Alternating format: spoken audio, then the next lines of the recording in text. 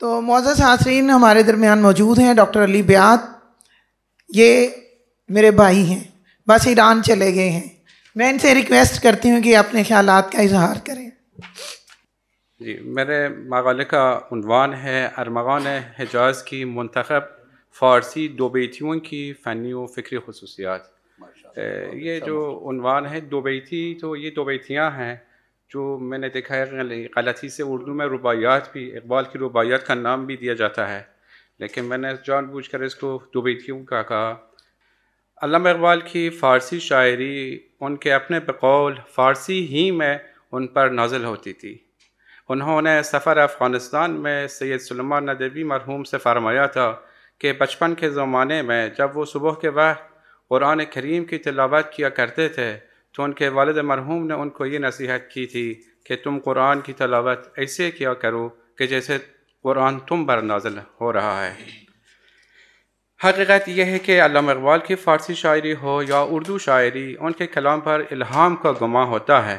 یعنی یہ کلام آیات قرآنی پر ان کے غور و خوض و تعمق اور تفکر کا نتیجہ ہے. غور و فکر اور تعمق و تفکر کا یہ سفر انہوں نے بقول خود مولانا روم کی رہنمائی میں طے کیا ہے.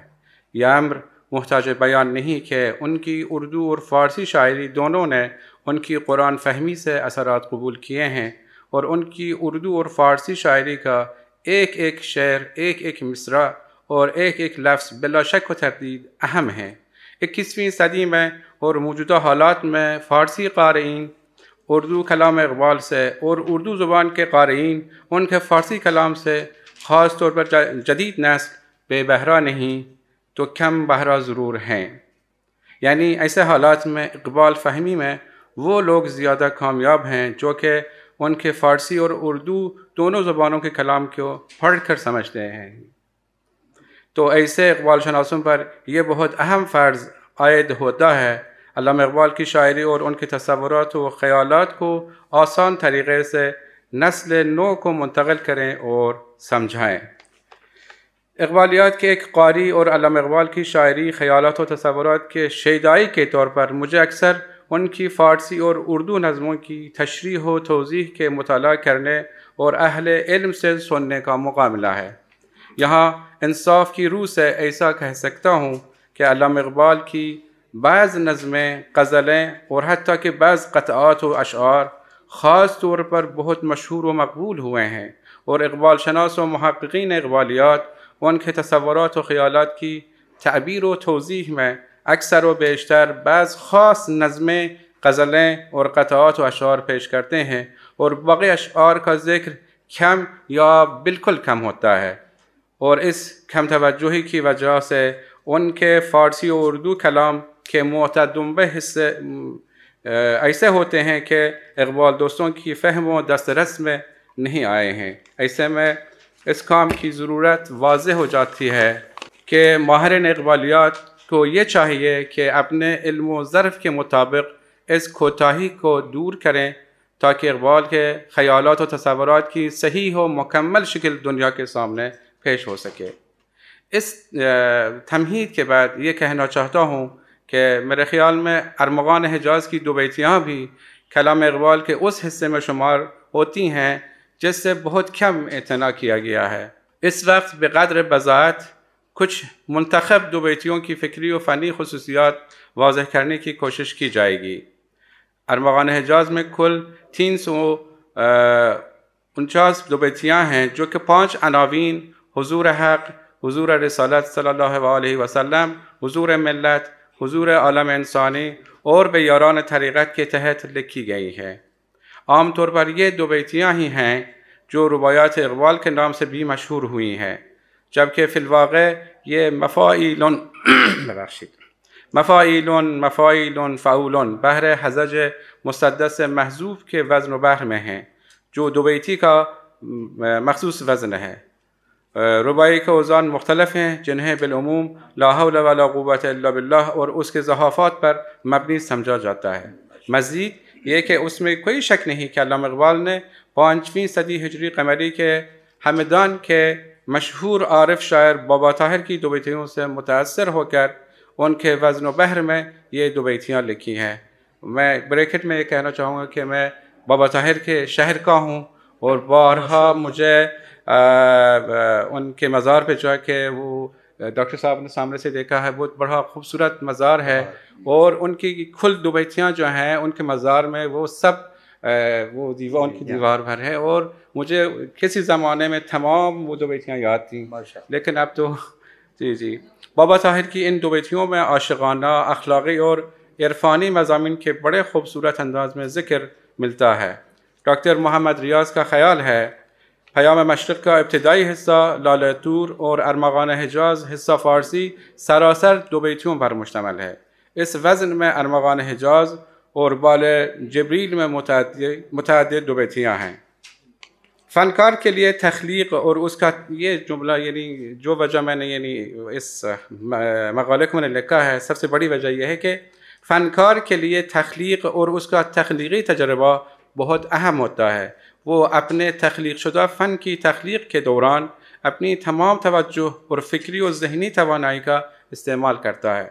مراد یہ ہے کہ ارمغان حجاز کی ان دو بیتیوں کے ایک ایک لفظ اور مصرعے پر اور اشعار پر غور و خوض کی ضرورت ہے۔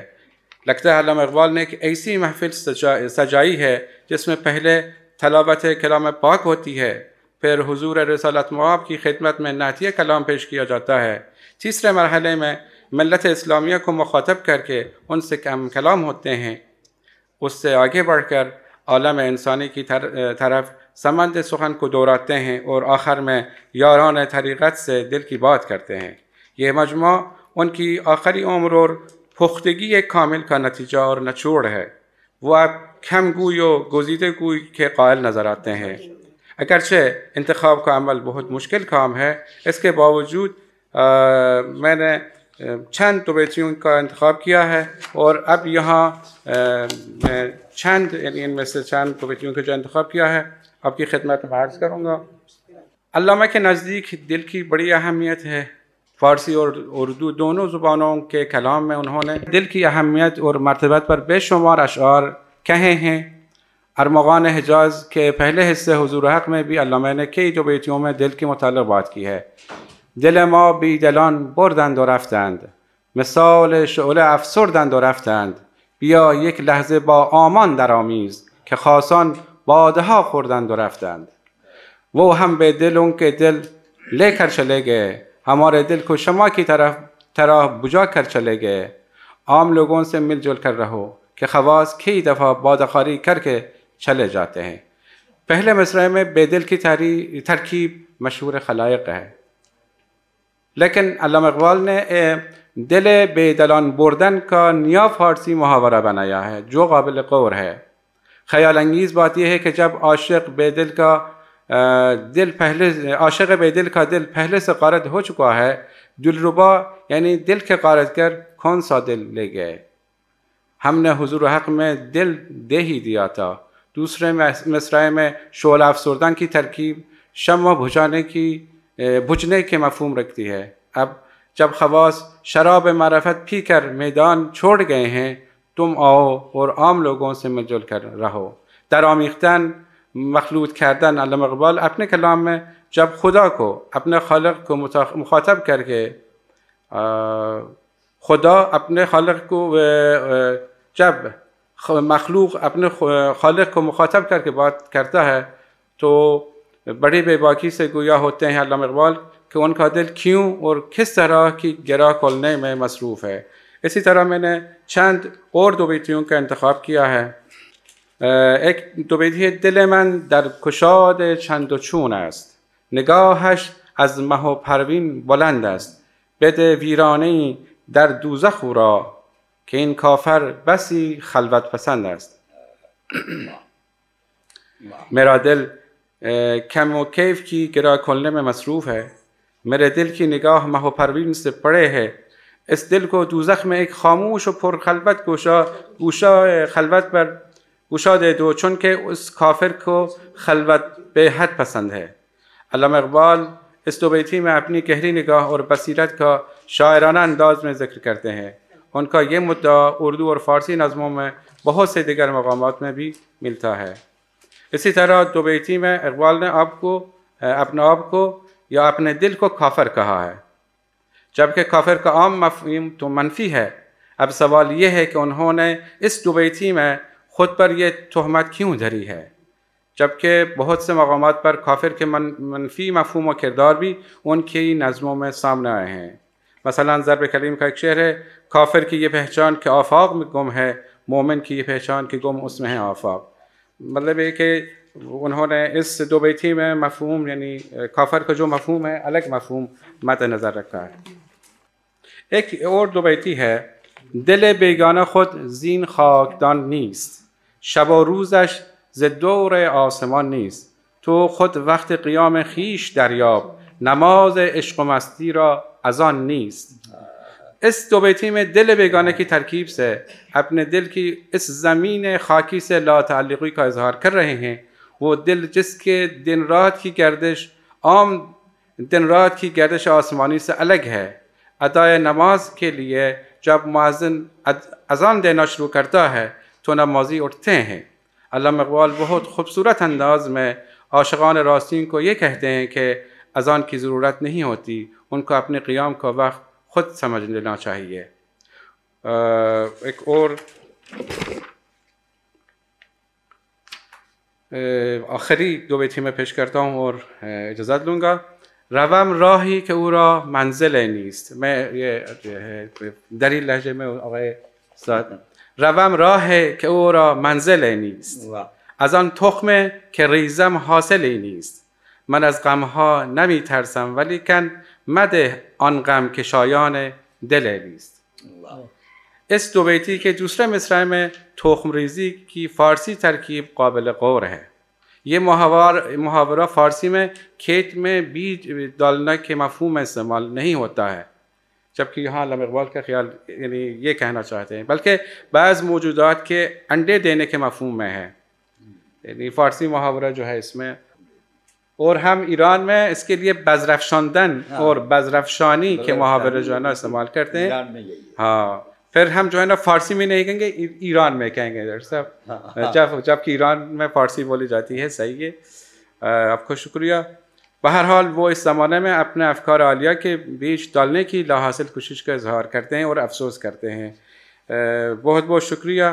یعنی مقالہ تو جاری ہے لیکن جو وقت جی میں نے انتخاب کیا۔ بہت بہت شکریہ ڈاکٹر صاحب۔ جی ڈاکٹر صاحب آپ کا بہت شکریہ۔